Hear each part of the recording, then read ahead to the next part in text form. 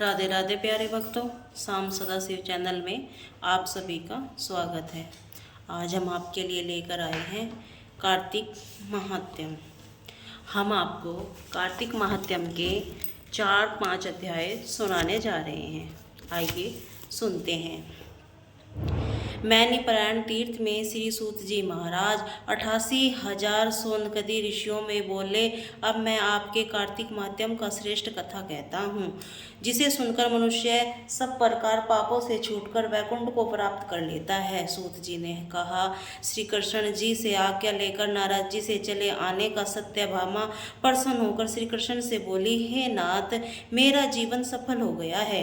मेरे माता पिता भी धन्य हैं, जो आपकी 16,000 रानियों में अत्यधिक प्यारी हुई। मैंने वह कल्प वृक्ष आदि आपके साथ नारद जी को विधि पूर्वक दान में दे दिया, परंतु वही कल्प वृक्ष मेरे घर में सदा लहराया करता है, जिसकी बात को मृत्यु लोक में कोई भी स्त्री नहीं जानती। हे स्वामी, अब मैं आपसे पूछना चाहती हूँ, जो विस्तार पूर्वक कहिए, जिसे सुनकर मैं अपने हित कार्य करूँ, जिसके करने से कल्प प्रत्यक्ष कि आप मुझे विमुख न हो। सूत जी कहने लगे। सत्यभामा के ऐसे वचनों को सुनकर श्री कृष्ण जी हंसते हुए सत्यभामा की बाँह पकड़कर कल्प वृक्ष के नीचे ले गए। बोले, हे प्रिय, 16,000 स्त्रियों में ऐसे मुझे तुम प्राणों के समान प्यारी हो। तुम्हारे लिए देवताओं और देवराज इंद्र को भी मैंने विरोध किया था। उस महाअद्भुत वार्ता को सुनो। सूत जी बोले, एक दिन श्री कृष्ण भगवान ने सत्यभामा के साथ गरुड़ पर सवार होकर इंद्रलोक में जाकर कल्प वर्ष मांगा। तब इंद्र ने देने पर गरुड़ का इंद्र को घोर युद्ध हुआ। हे प्रिय, जब मैं तुम्हें हर चीज दे सकता हूँ, हर कार्य पूरा कर सकता हूँ, तो क्या तुम्हारे आश्चर्यजनक प्रश्न का उत्तर नहीं दूंगा? यह सुनकर सत्यभामा बोली, हे प्रभु, पूर्व जन्म में मेरा कैसा स्वभाव था, किसकी पुत्री थी, मैंने कौन से दान व्रत या तप नहीं किया जिससे मुझे मृत्यु लोक के जन्म लेना पड़ा, और ऐसे कौन से शुभ कर्म किए जा यहाँ अपनी अर्धांगिनी हुई। आप गरुड़ पर सवार होकर मुझे साथ लिए इंद्र देवताओं के स्थानों में फिरते हो। हे भगवान बोले, हे कांते, तुम पूर्व जन्म में किसकी पुत्री थी, कौन से पुण्य और वार्ताधिक शुभ कार्य तुमने किए थे? वह सब कहता हूँ। पूर्व समय में सतयुग में, अंत में मायापुरी में अत्रि गोत्र के वेदों योगों को जानने वाला देव शर्मा नाम का ब्राह्मण रहता था। वह रोज अतिथियों की सेवा, हवन, सूर्य भगवान की पूजा किया करता था। इसीलिए सूर्य की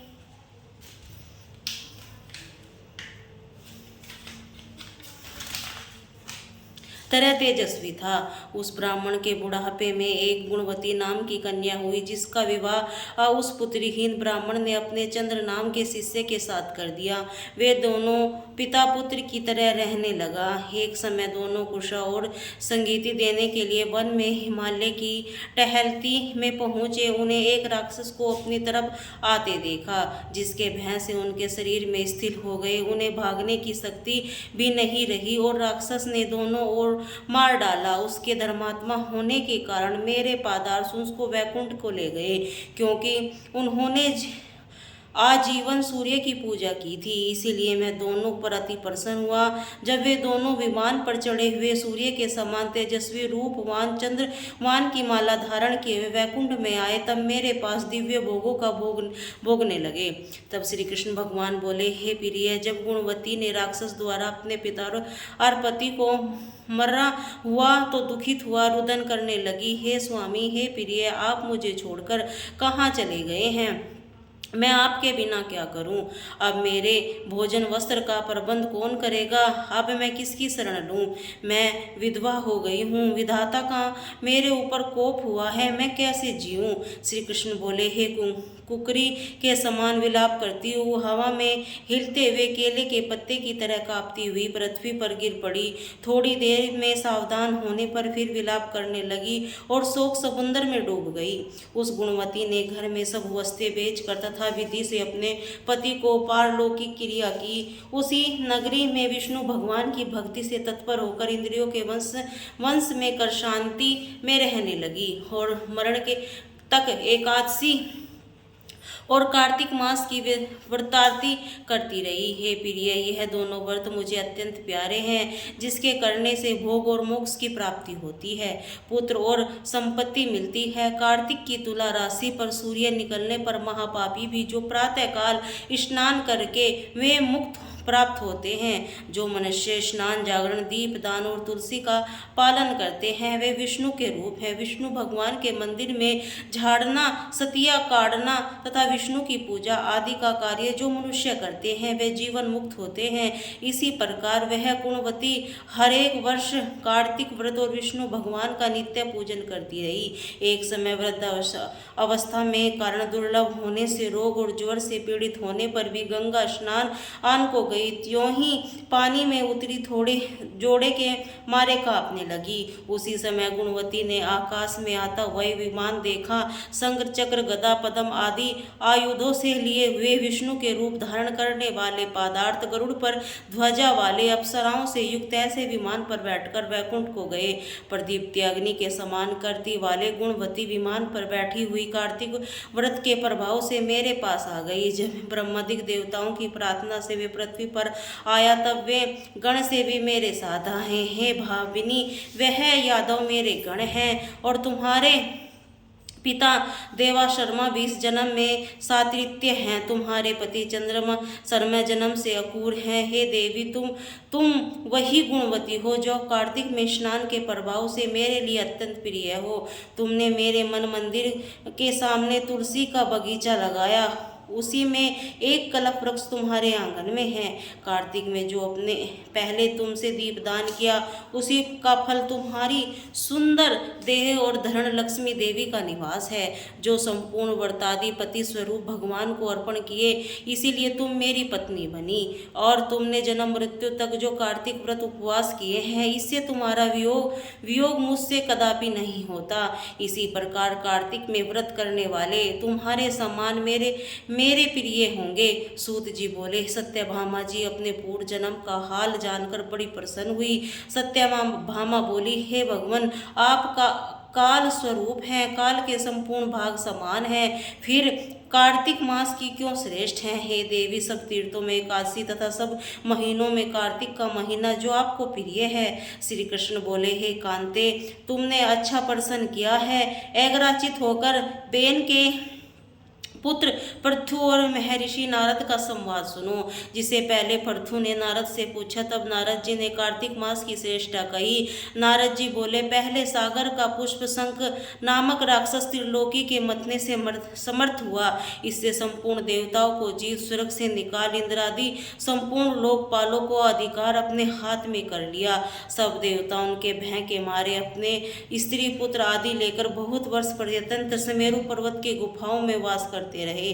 जब देवता गुफाओं में रह रहे थे तब शंखासुर ने विचार किया, मैंने देवताओं को जीत तो लिया है, वे भी बलवान मालूम होते हैं। हाँ, अब जान पड़ा कि वे सब वेद मंत्रों से युक्त हैं, इससे उसके वेद मंत्रों को हरण करने से वे सब बलहीन हो जाएंगे। ऐसा विचार कर वह असुर विष्णु भगवान को नींद से ग्रस्त कर स्वयंभू ब्रह्मा जी की लोक में जाकर वहां से वेदों को निकालकर चलने के तत्पर हुआ। तब वे उसकी भय के मारे यज्ञ से मंत्र और बीजों समेत जल में प्रवेश कर गए। जब वह शंखासुर भी उनमें ढूंढता हुआ समुद्र के भीतर विचरने लगा, परंतु वे वेद एक स्थान पर कहीं भी प्राप्त न हुए। पीछे 6 ब्रह्मा जी और सब देवताओं के संग ले पूजा की सब सामग्री इकट्ठी कर वैकुंठ में विष्णु भगवान की शरण में गए। वहां उनके जागने के निर्मित सब देवता गाने बजाने लगे, गंध धूप बार बार देने लगे। उनकी भक्ति से संतुष्ट होकर भगवान ने नेत्र खोले। तब सब देवताओं ने विष्णु भगवान के दर्शन किए और पोड़सो 4 से पूजा करके दंडवत पृथ्वी पर गिर पड़े। तब वे माधव भगवान उनके कहने लगे, हे देवगण, मैं तुम्हारी भजन कीर्तन आदि कार्यों से प्रसन्न हुआ हूँ। मैं आप लोगों की मनोकामना पूर्ण करता हूँ। अश्विन शुक्ल पक्ष की एकादशी में देव उठ निकासी तक पहर भर रात्रि रहे। तब वे जो मनुष्य तुम्हारी तरह भजन कीर्तन करेंगे वे मुझे प्रसन्न कर मुझे प्राप्त होंगे। शंखासुर जिन वेदों को हर लाया है वह सब जल में स्थित हैं।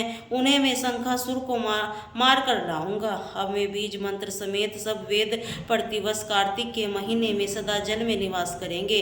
मत्स्य रूप धारण कर मैं जल में जाता हूँ। तुम संपूर्ण मुनियों को लेकर संग आओ। इस लोक में जो अच्छे मनुष्य प्रातःकाल स्नान करते हैं वे निश्चय अक्षर स्नान फल को प्राप्त होते हैं। जो कार्तिक में सदा व्रत करते हैं उनको हे इंद्र तुम मेरे लोक में पहुंचा दिया करो। हे यम तुम सदा उनकी विद्वान को रक्षा करते रहो। और वरुण तुम उनके पुत्र पौत्र आदि देते रहो। हे कुबेर तुम उनकी धन वृद्धि करो जिससे यह मेरा रूप धारण कर साक्षात जीवन मुक्त हो जाए और अन्य देवताओं को जन्म के मरण तक बातों को धारण करते रहें। तुम्हारे द्वारा भी पूज्य हैं। जैसे तुमने मुझे 81 का जगाया इसीलिए तिथि सदा मानने योग्य है। नारद जी बोले, ऐसा कहकर विष्णु भगवान मछली रूप धारण कर कश्यप की अंजलि में प्राप्त हुए। उस मछली पर दया करके मुनि ने उसको कमंडल में जल डाल दिया। तब वह उसे ले हे समाई तक कुएं में डाला। कुएं में तालाब में समुद्र में डाली गई। तब मत्स्य रूपधारी भगवान शंखासुर को मारने के लिए अपने हाथ में दबाकर चदरी वन में गए। वहां पर ऋषियों को बुलाकर भगवान बोले, जल के भीतर वेद निर्मंग हो गए हैं, उन्हें तुम ढूंढो। शीघ्रता पूर्वक जल में से निकालकर रहस्य समेत ले आओ, तक यह सब देवता समेत प्रयाग में निवास करूंगा। नारद जी बोले, तब तपोबली उन मुनियों को बीज योग द्वारा वेदों का उद्धार किया। ऋषियों ने भी जिसमें जो निकाला वही भाग उसी ऋषि के नाम से प्रसिद्ध हुआ। पीछे सब मुनि निकलकर प्रयागराज को गए और प्राप्त वेद ब्रह्मा सहित विष्णु भगवान को अर्पण किए। संपूर्ण वेदों को पाकर ब्रह्मा जी प्रसन्न होकर वेद ऋषियों सहित अश्वमेध यज्ञ किया। यज्ञ के अंत में देवता गंधर्व परगत गुहार पृथ्वी पर दंडवत कर प्रार्थना करने लगे। देवता बोले, हे देवादिदेव हमारी विपत्ति श्रवण करो। यह हमारी प्रसन्नता का स्थान है, इसे तुम वरदान दो। हे राममते इन ब्रह्मा जी के स्थान पर नष्ट हुई वेद फिर आए हैं, इससे यज्ञ के भाग प्राप्त किए हैं। इसलिए आपके प्रसाद यह स्थान पृथ्वी के अत्यंत श्रेष्ठ हैं और पुण्य देने वाले हैं। जो यह महीना भी ब्रह्म का हत्या आदि को दूर कर अक्षय फल को देने वाला है। श्री विष्णु बोले, हे देवताओं जो बात तुमने कही है यही मुझे अभीष्ट है, सो ऐसा ही होगा। यह ब्रह्मक्षेम नाम तुमको सुलभ होगा। सूर्यवंशी राजा भगीरथ यहाँ गंगा जी को लाएंगे। इसी जगह पर सूर्य की पुत्री यमुना जी का संगम होगा। जो मनुष्य अपने पितृष्वों को यहाँ श्राद्ध करेगा उसके पितृगण सब स्वरूप धारण करेंगे। मकर संक्रांति माघ में प्रातःकाल स्नान करने से उसके दर्शन मात्र से संपूर्ण पाप ऐसे नष्ट हो जाते हैं जैसे सूर्य में अंधेरे का नाश हो जाता है। और उनको सालोक्य, समीप्य, सामरूप्य इन 3 प्रकार की मुक्ति कर्म देते हैं। जो मुनीश्वर में स्वर्ग रूप से बद्री वन में सदैव निवास करता है, जो फल स्थान 100 वर्ष से मिलता है वह मुझको वहाँ एक दिन में ही प्राप्त होगा। उस स्थान के दर्शन करने वाले मनुष्य जीवन मुक्त हो जाते हैं। सूत जी बोले, विष्णु देवताओं ने ऐसा कहकर ब्रह्म को स्थिति वही अंतर ध्यान हो गए। इंद्रादिक देवता भी अंशों से यहाँ रहकर अंतर ध्यान हो गए। जो मनुष्य शुद्ध चित्त से इस पवित्र कथा को सुनते हैं उसको प्रयागराज और बद्री वन में जाने का फल मिलता है। पृथु बोले, हे मुनि तुमने कार्तिक का महाफल वर्णन किया है, वह महीनों में स्थान की विधि नियम कहिए। नारद जी बोले, हे राजन तुम विष्णु के अंश में उत्पन्न हुए, तुमसे कोई बात छिपी नहीं है। यद्यपि नियमों का वर्णन करता हूँ। अश्विन मास में शुक्ल पक्ष की एकादशी सावधान होकर कार्तिक के व्रतों को प्रारंभ करे। पहर रात्रि रहे, प्रतिदिन उठे, जल का पात्र लेकर ग्राम के बाहर और उत्तर दिशा को जाएं। जनेऊ का कान पर चढ़ाकर उत्तर की मुख करके भूमि का तर्पण बिछावे। सिर के कपड़े को ढक ले। मुख और बंद तक थूकना, श्वास लेना बंद करके मलमूत्र का त्याग करे। जो रात्रि में जो दक्षिण को मुख करे, जो जल मूत्र द्वारा शरीर की शुद्धि और शुद्ध नहीं करते उनके मंत्र फलदायक नहीं होते, इसीलिए दातून करना उचित है। दातून लाते समय वृक्ष से कहें कि हे वनस्पति, हमको आयु बल यश तेज संतान द्रव्य वेद पाठ की शक्ति और बुद्धि दे। इसी मंत्र को पढ़कर गूगल आदि किसी दूध में वृक्ष के बाहर अंकुर लंबे दातून लावे। व्रत के दिन ऐसा न करे। प्रतिपदा वाष्या नवमी पश्चिमी तिथियों पर सूर्यवार चंद्रमा सूर्य ग्रहण के दिन दातून न करे। कटोरी संभालू कपास पीपल वट अरकंड गंधहीन वृक्षों की दातुन न करे। तदनंतर विष्णु और शिव के मंदिर में प्रसन्नता विधि पूर्वक पुष्प गंध तांबूल ले जाएं। वहां भगवान प्रधापी से स्तुति करके नमस्कार करें और भजन गावें। देवालय में भजन कीर्तन करने वाले विष्णु स्वरूप होते हैं। जैसे सतयुगा तप यज्ञ दान और भगवान की तुष्टि देने वाले हैं, वैसे ही कलयुग में भक्ति पूर्वक भजन कीर्तन मोक्ष देने वाले होते हैं। नारद जी बोले, सिरप धतूरा कटेर मल्लिका समेरु आक कनेर के फूल अक्षतों विष्णु की पूजा नहीं होती। जयकुट सिरप चमेली मालती केतकी आदि फूलों की सूर्य की पूजा लक्ष्मी चाहने वाले को करना उचित नहीं है। यदा योग्य विधि से ही देवताओं की पूजा करके भगवान को क्षमा प्रार्थना करें। हे सुरेश्वर, हे देव, मैंने मंत्रहीन भक्तिहीन क्रियाहीन पूजन किया है, वह परिपूर्ण होवे। फिर प्रदक्षिणी करके दंडवत करे, फिर क्षमा प्रार्थना करके गान करके समाप्त करे। जो कार्तिक कि रात्रि में विधि पूर्वक विष्णु और शिव का पूजन करते हैं, वे अपने पूर्वजों सहित निष्पाप वैकुंठ को जाते हैं। बोलिए राधे राधे।